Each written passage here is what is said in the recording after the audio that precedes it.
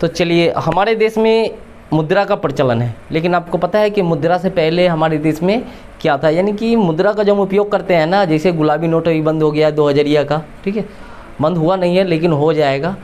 उसी प्रकार जो मुद्रा करते हैं ना, मुद्रा का उपयोग जैसे कि 10, 20 है ना, 50, 100 का नोट, 500 का नोट जो उपयोग करते हैं, या आखिर ये नोट कब आया था हमारे देश में, कब इसका प्रचलन शुरू हुआ, तो हम जानते हैं। पहले इसके पीछे की कहानी को समझते हैं। तो हम इससे पहले था हमारे देश में वस्तु विनिमय प्रणाली। वस्तु विनिमय प्रणाली क्या होता है पहले समझिए।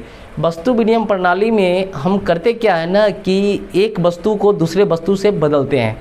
जैसे कि आपके यहाँ अगर जैसे आता है ना कोई लोहा टीना वाला, नहीं देखते हैं कि लोहा ले लो हो, टीना ले लो हो, तो कहता है और लोहा टीना वाला आता है और कहेगा कि हम खाली बोतल दीजिए या 1 किलो प्याज देते हैं। तो वो तो पैसा आपसे नहीं ले रहा है ना, आपसे मांग क्या रहा है, तो खाली बोतल, और उसके बदले दे क्या रहा है, तो आपको प्याज दे रहा है। तो वो आपको प्याज दिया और बोतल लिया, और इसी प्रक्रिया को हम बोलते हैं वस्तु विनिमय प्रणाली। अब इसमें समस्या कि हमको टीवी और फ्रिज खरीदना है। क्या खरीदना है? एक टीवी खरीदना है और एक फ्रिज खरीदना है।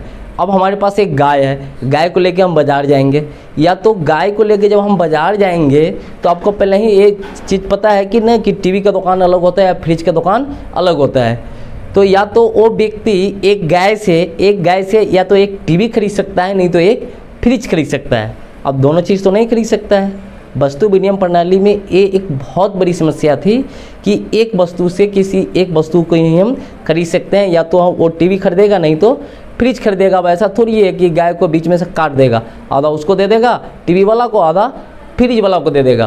तो इन सारी समस्याओं को ख़त्म करने के लिए मुद्रा का आविष्कार हुआ। और याद रखिएगा, आज आधुनिक युग में मुद्रा का प्रचलन काफ़ी तेज़ गति से हुआ।